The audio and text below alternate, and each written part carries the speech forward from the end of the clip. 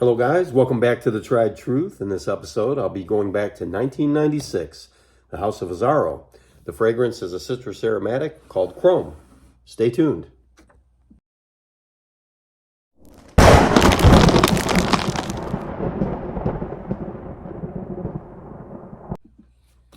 Okay guys, I'm back. Decided I'd review this fragrance once again. It's been a while. It is one of my guilty pleasures. I know it's a youthful fragrance, but it's just one that I love. I always have liked it. Like I said, it's been around since 1996, and for good reason. I think it's a staple for any fragrance enthusiast or collector. It's a guilty pleasure. I know that, like I said, it's youthful. And I don't think that hurts this one. I just don't think that you can really put an age on this type of fragrance. It's one of the cleanest, freshest fragrances, kind of like the Dior Sauvage of its time.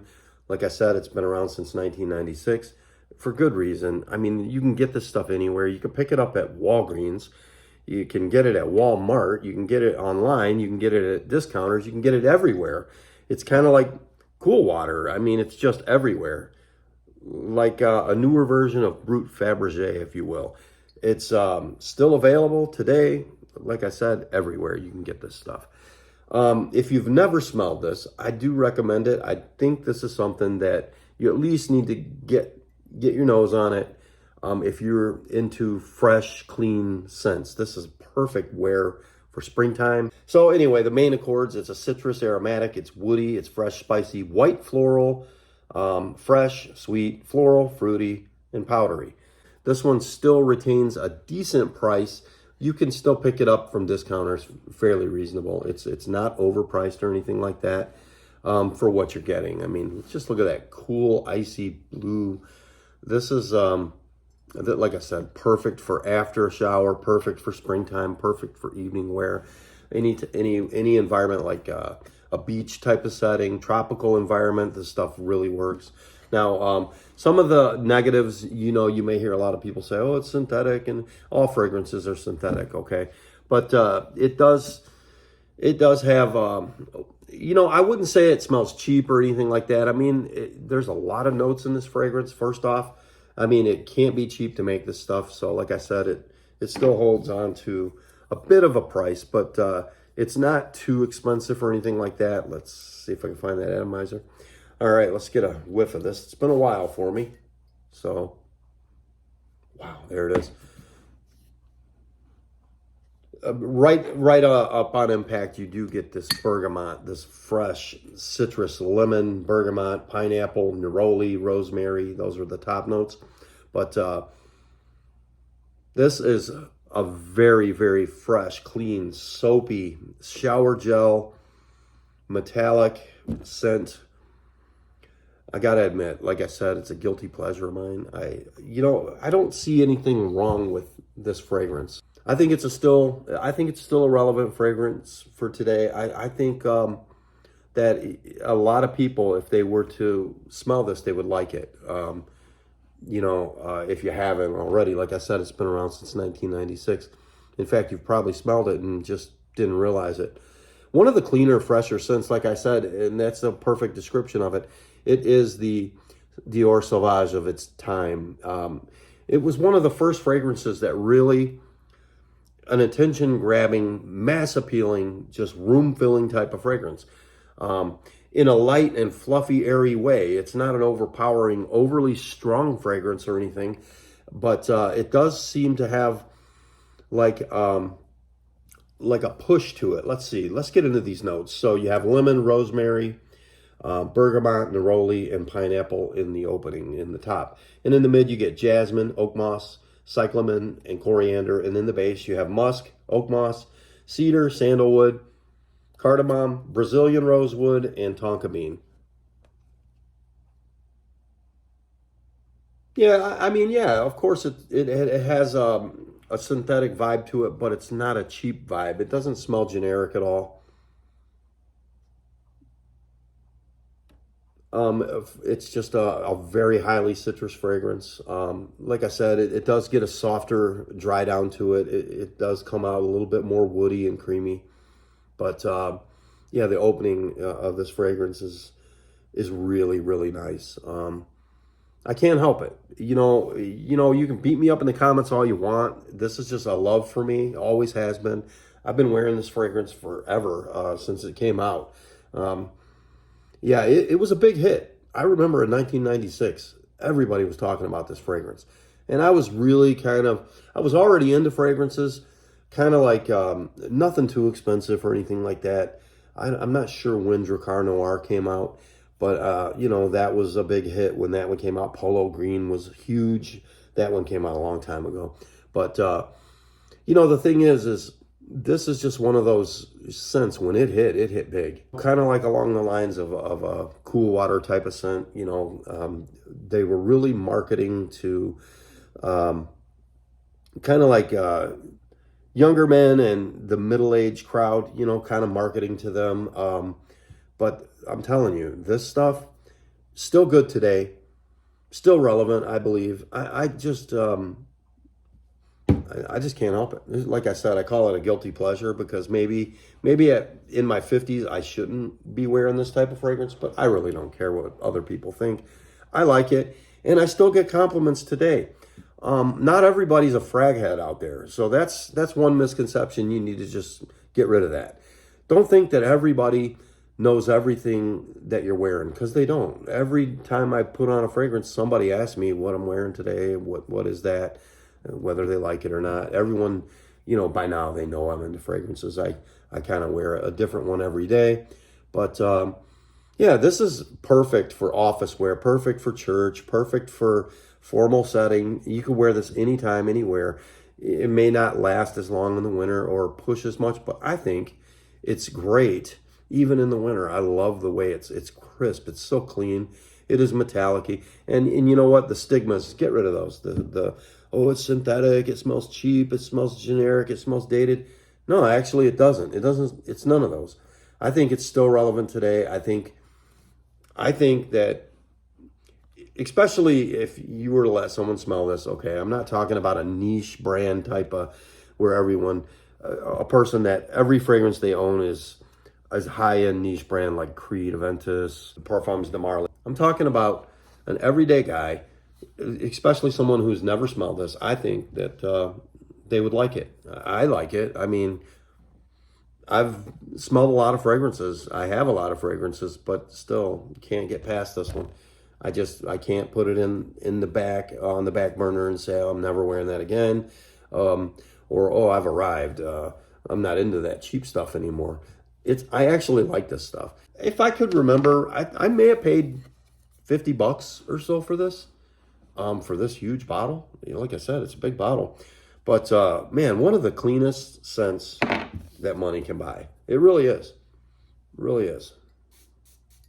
I love it. Yeah, man, it's so good. I'm gonna put it on skin. I need to. So yeah, you got the letters etched into the bottle there. Chrome, Azzaro at the bottom. And the House of Azzaro, I'll post it here. Not sure when they started, but they've been around a long time. They have a lot of good offerings out there. A lot of flankers to this fragrance. I have a couple, but this one's just still one of my favorites. Like I said, so as far as the notes go, what you really pick up from this is that lemon and bergamot. The citrus is very, very nice and bright and sweet in the opening. You do get the jasmine, definitely. I'm not sure about the oak moss vibe, maybe in the dry down. It's not one that I've overanalyzed. I never really put a whole lot of thought into the fragrance. It's got a linear quality to it. It softens up, like I said. It does get real soft skin scent after a couple hours. It's not a beast mode fragrance. It lasts. I don't know.